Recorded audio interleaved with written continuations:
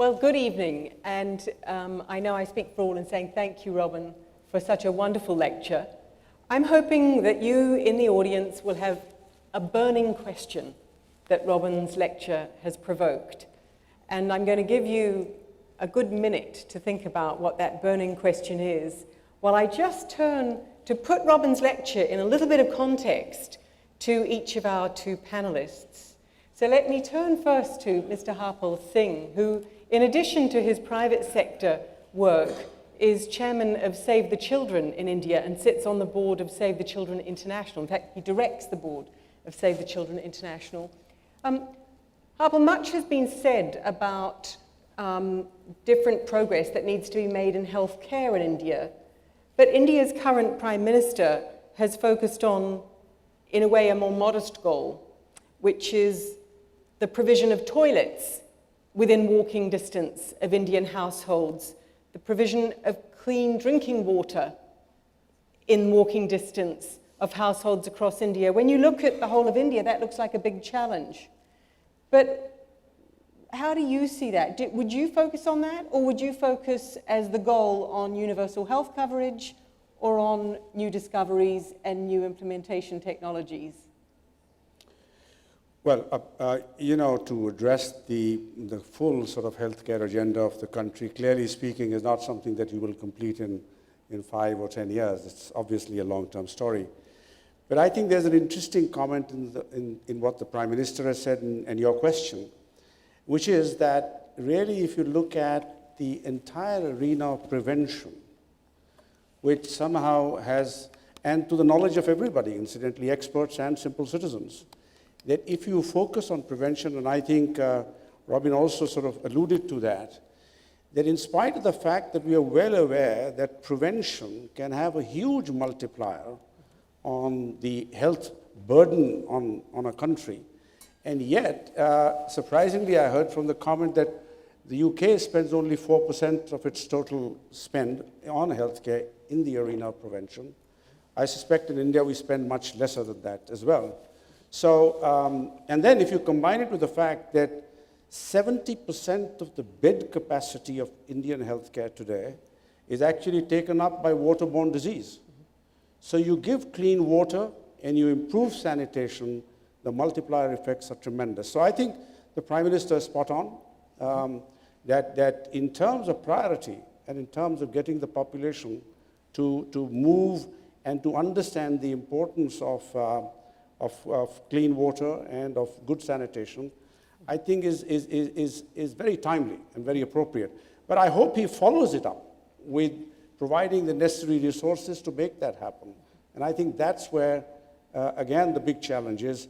It's not so much the knowledge of what is to be done, which is important, but as again alluded to by Robin in her comments, where we really need a lot of focus is on implementation science. How do we just implement better?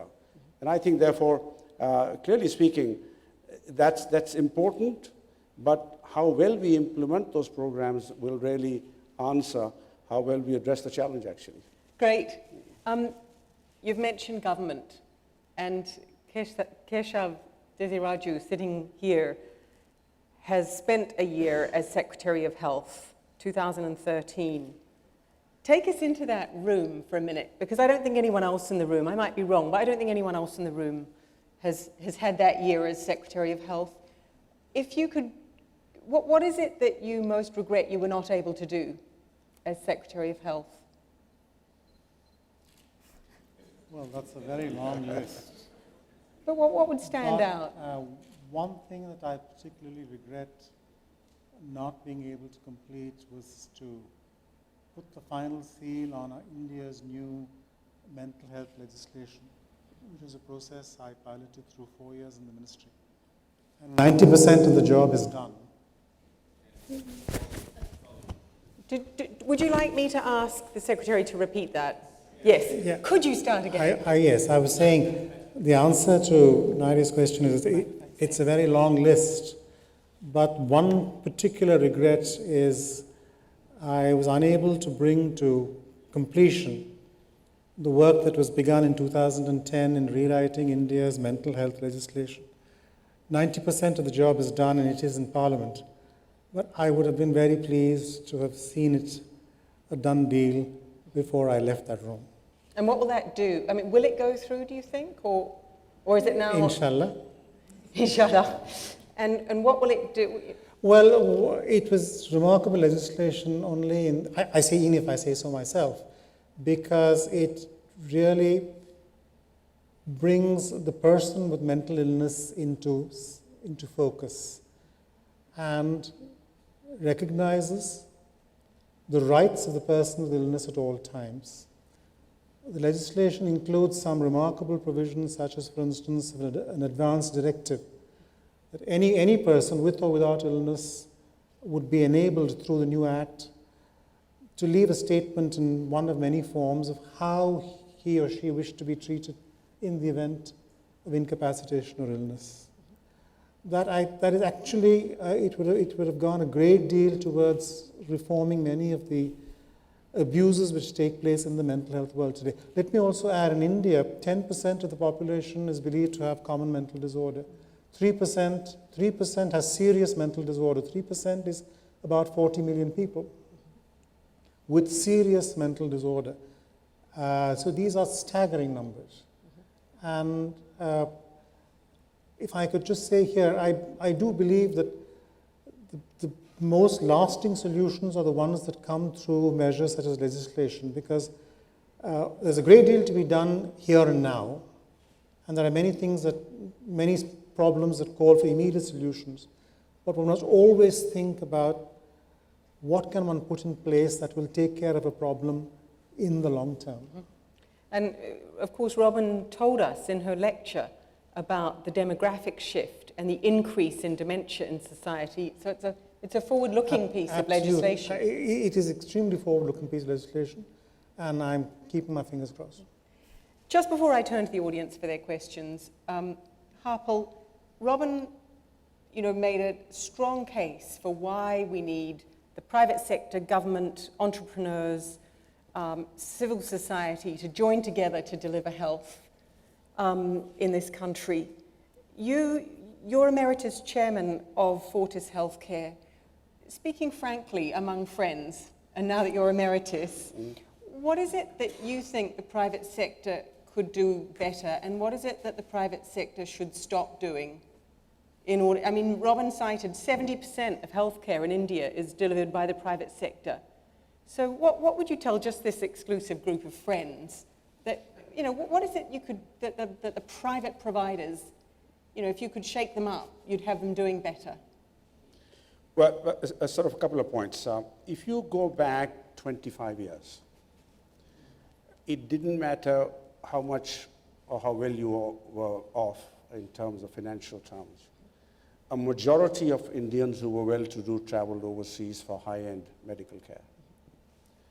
And that reality has changed dramatically over the last 25 years, in that we still have the well-to-do or the very extremely well-to-do travel overseas, but a very large number of them now are able to get high-quality health care to global standards in India. And I dare say, based on some of the foundational work done by some of the government institutes, the All India Institutes of Medical Sciences, the Institutes of Medicine in South India, based on that foundation, I think the private sector has grown immensely over the last 20 years. I mean, an example of our own company, we opened our first hospital just in 2001, and in a short 13 years, we are 65 hospitals. And that sort of, in a sense, also answers that it is possible to do things dramatically different and to a dramatic pace in India. I think in terms of addressing the healthcare agenda of the country, and I think very sharply brought out by the challenge in Robin's lecture, this is not something that would be done by any one of the single sectors alone, be it government, be it the private sector, or the not-for-profit sector. It's obviously something that has to be done in a great, grand partnership between these three sectors. And a fourth one, which she brings out rather strongly, is the fourth big partner in this has to be the citizen. So I think this has to be a collective partnership. What we do need is that if you look at those three sectors, there is currently a great amount of what I would call a sort of a trust deficit between these three entities. Each one thinks of the other as not doing appropriately correct things, and it is also true that there are things that are done by each one of those, incidentally, including government and the private sector, where we need to improve our standards and in the nature of services that we render. So certainly, I think improvements are necessary. I think practices across the board, it doesn't matter whether you're in government, whether you're in the private sector, or whether you're in the not-for-profit sector, I think the practices that the citizen has to face, some alarmingly unacceptable, to others that are good, but I think we need to improve the practices. And if I may say, that innovation is required not only in the products that we offer, but in the processes itself, there's a remarkable amount of innovation. If you look at the dollars spent or the rupees spent on, let's say, high-end technology in India by the private sector, and its outcomes in terms of its productivity, and the same rupees spent in the government sector, I suspect you will see a huge productivity gap. And I think the ability to bring the productivity efficiencies of the private sector into government functioning would be a great opportunity for engaging and delivering. But can I just press you on the one thing? What is it, in what way, if you were really trying to get the different sectors in India to step up the game in a whole new way, what is it that the private sector could do that they're not doing at the moment? Well, I would say, if the private sector was to, the health sector incidentally is supposed to grow at about 15% per annum. That's a pretty aggressive growth rate. By 2026, $160 billion worth of a sector.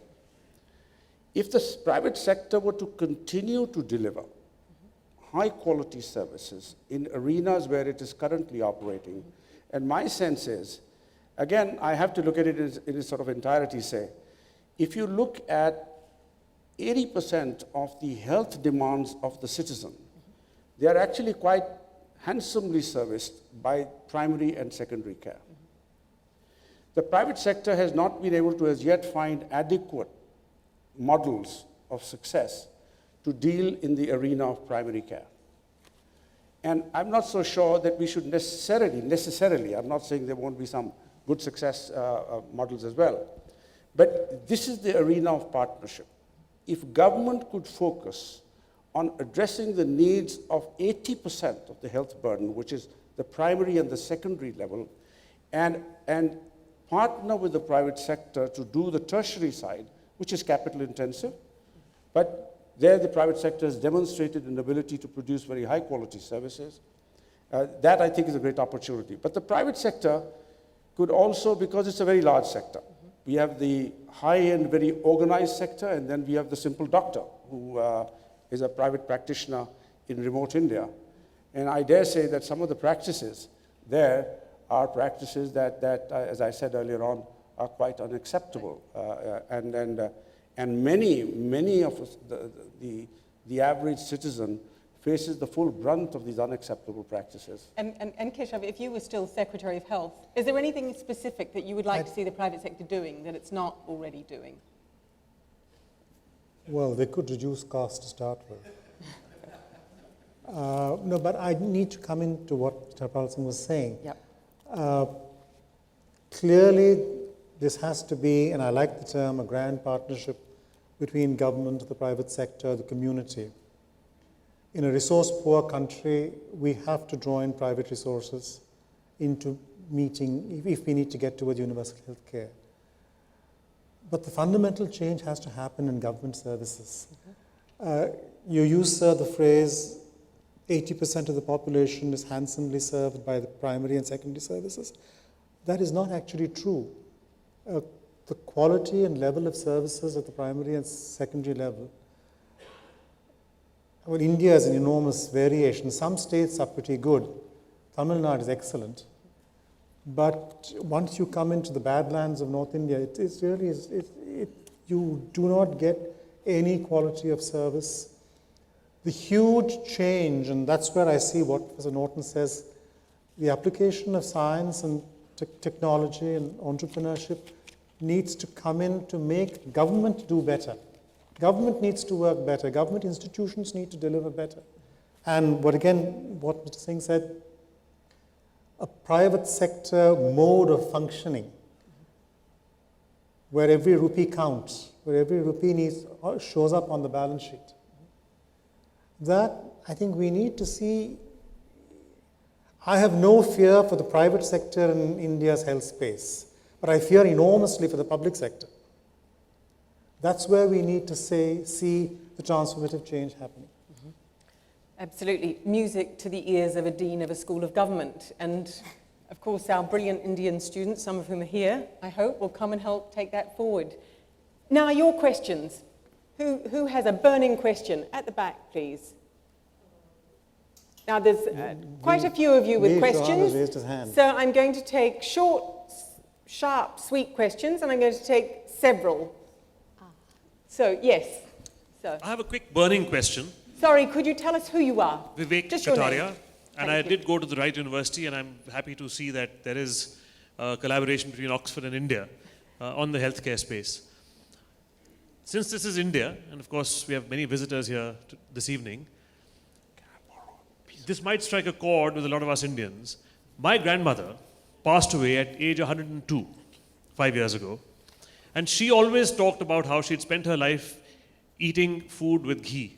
Ghee is, I presume you know, hydrogenated oil or solidified oil. This sort of resonated with an article I read in the Time magazine in June, where the cover story was "Eat Butter." I'm sure many people read that. So, two questions. One is, I'm curious to know maybe Robin's view on this Time magazine article of eating butter and my grandmother's recommendations to eat ghee. And B, on a more serious note, is Oxford also collaborating with India on not just our grandmother tales of, the dietary choices that we made, but also our traditional health, the Ayurveda and the homeopathic techniques that we seem to have sort of Excellent. not necessarily got very well scientifically entrenched in the world today. Thank you very much. At the back there. This is to the speaker and Keshav both. Your lecture was largely focused on all the collaboration that you mentioned on disease like cancer, mental health, cardiac problems. One of the major problem faces India and rest of the world, India more so, is the antibiotic resistance. The case is argued, it's been discussed, the problem is in front of us. It probably is the biggest problem as far as we are concerned. Emergence of multiple drug resistance, tuberculosis, etc. Here is a problem which is both delivery as well as governance. So maybe Keshav and both of you can address it. Considering penicillin was discovered in Oxford, I thought it rather striking that you didn't mention anything about antibiotic resistance. Excellent. Thank you very much. This gentleman here, if you can bring the microphone. Ladies in the audience, I hope I don't have to give you permission to ask a question, but I'm looking for you out there, so please. So first the gentleman at the back, and then I'm going to come to the gentleman at the front. Hi, my name is Dr. Ghosh Dastidar, and I studied reproductive medicine at Oxford. This question is addressed to both Professor Norton as well as, in fact, to Professor Hamilton, though I know he's not on the panel. I studied reproductive medicine at Oxford, and I'm a working physician in India right now.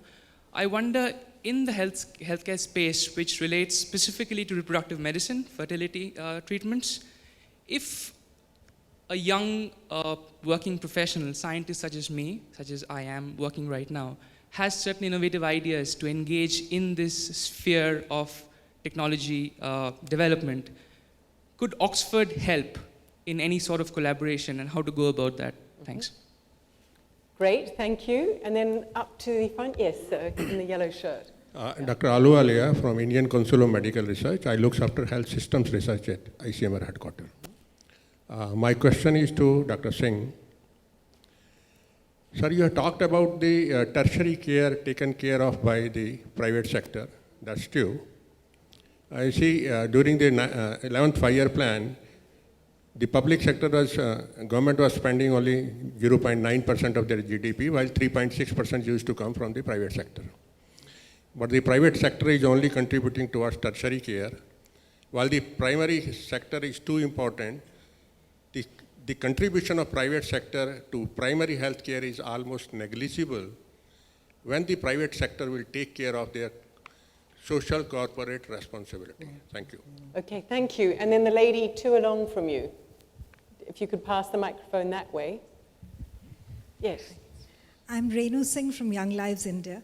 Thank you, Robin, for that lecture.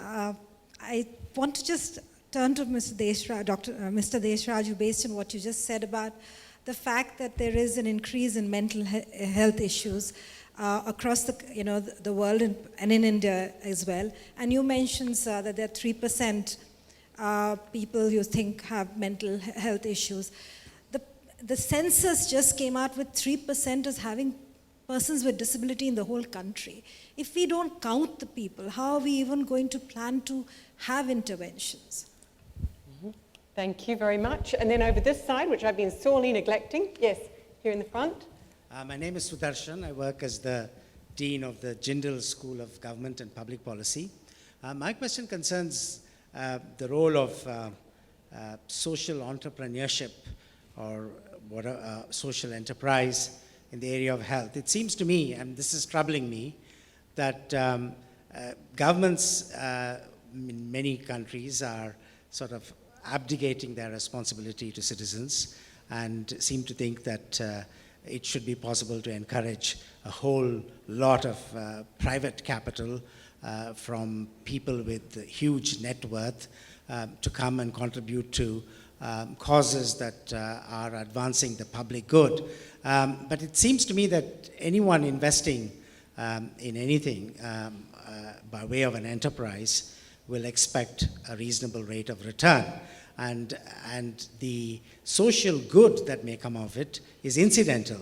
It's the rate of return that matters. And in that circumstance, I think this stress on social entrepreneurship in this, at this time, particularly in the case of India, where, as Keshav pointed out, there's so much more that needs to be done to improve what government is doing, I'm concerned that this might become a kind of a fad or a fashion that, oh yes, the government, minimum government means calling upon social entrepreneurs to come into the health sector is worrying me, and I'd like reactions to my concerns. Thank you very much. And then the lady at the back there, yes. Hi, I'm Bidisha. I work with the UK government for international, Department for International Development. My question is really non-technical.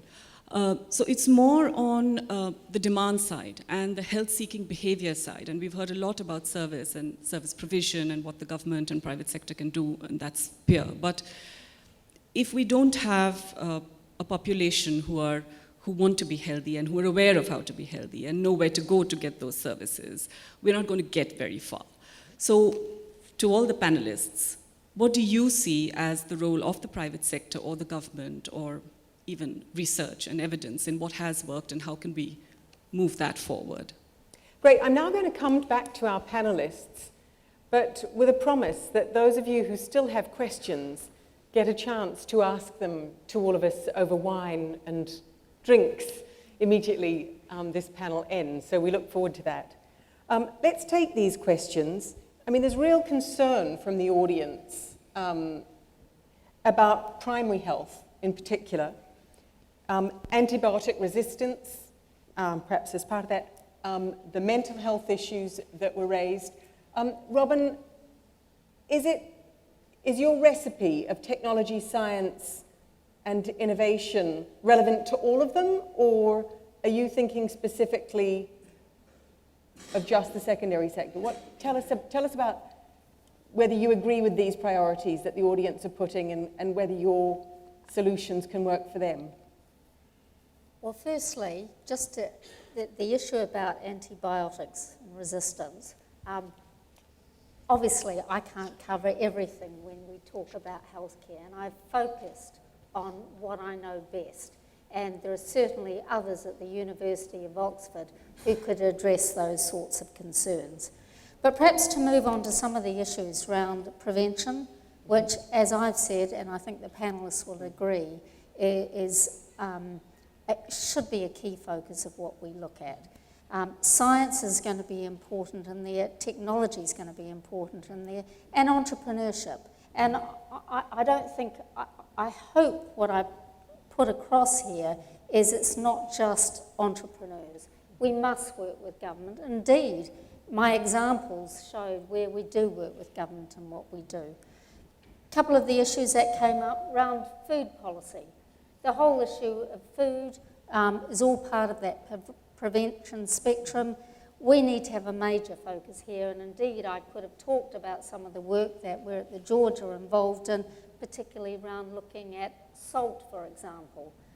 How do we, the George, we're working with the government to look at how they develop a policy around salt. Mental health, we've talked about before. The Georges very much sees that mental health should be on the agenda, the prevention agenda. So I think just the other comment that came back right at the end, which does relate to prevention, is really around this issue of health literacy. And I just want to come back to my plug towards the end, which is really about a focus on children and adolescents. We really should focus on that group if we're interested in health literacy and prevention if we want to make a difference in the future. Now, I have some sympathy with the people on the government side in this.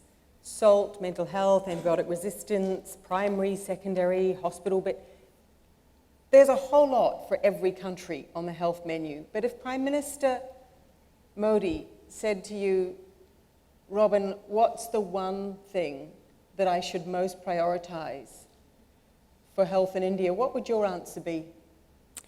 Well, if I... Not as a panacea, but given this hugely complex terrain, is there one thing that stands out as an important first step? If I use my injury background hat, I would say that the Prime Minister has done some great initiatives just recently where he's focusing on the need for greater legislation to reduce road traffic injuries. Mm-hmm. So I think that's fantastic that he's done it. So he's done it now, as long as they ensure that there is enforcement of that legislation that he's wanting to put in place. And just to explain that to the audience, road traffic injuries, okay, another one. Is that because it's a larger cause of death than heart disease, or just tell us why? No, it's not a larger cause of death, but it is amongst the adolescent population. Okay. But road traffic injuries, about 10% of the population of the world dies from road traffic injuries. And the government of India, the Prime Minister, has recognised that it is an important cause of death, and we know so much from the rest of the world that we can reduce road traffic injuries through legislation. So he is to be applauded for doing that already. But I guess my passion comes back to the children and adolescents as well, that I think if we can put more effort into the child and adolescent population, and particularly focusing on the issues of relevance for children and adolescent mental health, injuries, and that is the time at which young people initiate many of those behaviours that lead to future chronic disease. So that would be where I'd put my money. Thank you. Harpal, there's been a call both from your fellow panellist and from at least one of the audience on the private sector engaging more in primary health. Is that possible? How? So a couple of things. One is that there's no question. I mean, if you've seen the movement of what's happened over the last 20, 25 years, we've come up with fairly successful, if I may say, business models at the tertiary level. Mm-hmm. And there's a good growth in that arena. I think the real primary response in the primary area would actually come through technology. And the use of, now we are already doing that in our own group, for instance. We run the largest diagnostic system in the country. Mm-hmm. And we carry samples from the most remote areas, bring them to centralized laboratories, do the tests and send back the results electronically in time spans and quality standards that physicians find acceptable. So actually the nub of that, and as the application of this technologies become more pervasive, I suspect that we will find more and more. We're beginning to do this in imaging. Again, there are initiatives that, for instance, connect some of the northeastern states for imaging technology, where CTs and X-rays are done in remote areas by, incidentally, just technicians. But then the images are fed to central systems where doctors and physicians can give immediate responses. So I see this happening. I see this happening as we go along, and as I think the use of technology becomes more pervasive. And cheaper. And so will the private sector's provision of diagnostics become cheaper and cheaper, or will private sector practice in this area become more and more profitable? Well, I can tell you this, that today we are offering diagnostics in pathology, for instance, at costs that are very competitive to what local laboratories are giving. So we've sharply brought down costs there by the application of technology, and I see that happening in greater measure as we go along.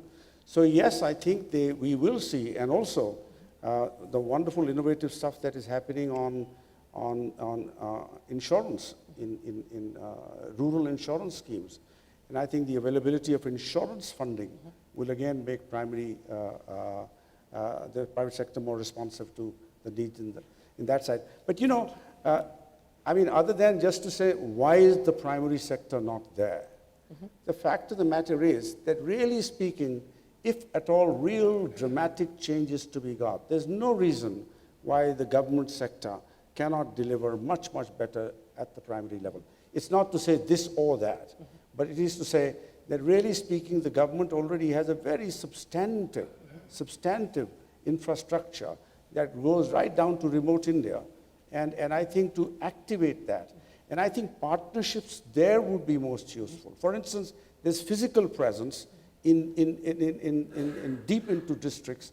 Now, how can the private sector partner with these infrastructures to improve the quality of delivery and the quality of care? That's where the partnerships, I think, would become very useful. And what would be the one feasible first step that you would ask the Prime Minister to take?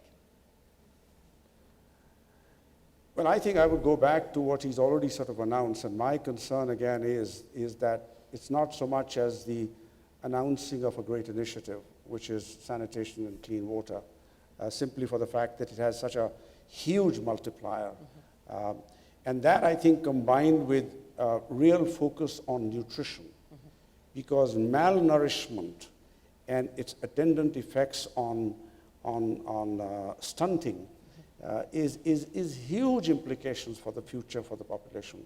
And I think, therefore, the three things that I would say should require huge focus, and certainly should come out of this 4% of spending only out of the total health budgets, is clean water, sanitation, nutrition.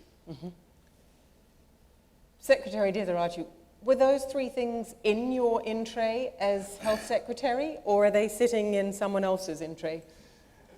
No, they were very much in the in-tray, but I would second Harpal Singh Sir when he says that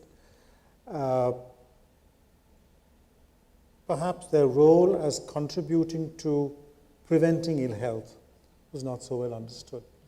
But since I have the mic, can I just respond very quickly to two of the questions? There was a question here on the census regarding disability figures. This, madam, is part of a much larger debate on whether mental illness is or is not a disability. And you will find that the mental health activists and the disability activists are at loggerheads on this question. So it is quite likely that what the census has covered is really only physical disability. And it's also quite possible that mental illness is not reported as a disability during the census process. And Sudarshan's question on social entrepreneurship, I do see, of course, there is no question of government abdicating its responsibility or outsourcing it in any sense. And I would like to understand social entrepreneurship in a slightly different sense. To pick up the case that Professor Norton gave of Dr. Venkateswamy and the Aravind Eye Hospital, I see as a remarkable example of social entrepreneurship. Or if you look at the Jan Swasthya Sahyog in Bilaspur in Chhattisgarh, or the Banyan again in Chennai, or the work of the Dr. Abhay and Rani Bang in Gadchiroli, these are remarkable experiments in social entrepreneurship, but it comes with the caveat that these are also the result of transformative personalities. None of these examples are replicable because there are extraordinary individuals who have managed to grow much bigger than their surroundings in some way and put through transformative change. But that change is not going to happen if they were not there. So I think that still leaves us with the question of who is going to generate the transformative change and where is the lubricant that is going to keep this moving into the future. Thank you very much. So we will have to close. I think 3 quick sort of bottom line takeaways from the wonderful lecture and the panel discussion tonight are, first that particularly in the academic world, we're wowed by new discoveries. But tonight's lecture and your questions really underline the challenge Robin put in front of us, which is all the discoveries of the last 100 years are still only reaching a tiny percentage of India's population and of the world's population. So this century has to be one of innovating in delivery, of governance, of government, of private sector innovation, and of delivery. I think the second is around prevention, that health is not just about health care. It is about having a primary healthcare sector that works, but it's also the sanitation, the water, the literacy, nutrition, and that it needs to be brought together, and we mustn't get too sidetracked into just thinking about healthcare, but come back to these major health issues so we don't end up in a very costly way treating diseases which could have been prevented if we'd got the basics right and put them first. I think the third issue that comes out for me, listening to the panelists engage politely with one another and you with them, is that Robin's message that this is going to take collaboration, the public sector, private sector, social entrepreneurs, scientists all working together, ideally, yes, but there can be quite a lot of passing the buck. No, that's for you to do. No, the difficult bit's for you to do. No, well, we're waiting for you. Well, no, you should fund that. No, you should fund that. And that collaboration actually is quite difficult to make happen. But I know the collective brains in this room will help make it happen over the next decade. And I look forward to watching that, and certainly from a School of Government, supporting it in whatever way we can. So can you join me now in thanking the panelists, and particularly Robin Norton for a wonderful lecture, Mr. Harpal Singh, Mr. Keshav Desiraju for bringing their time and wisdom to you this evening. Thank you very much.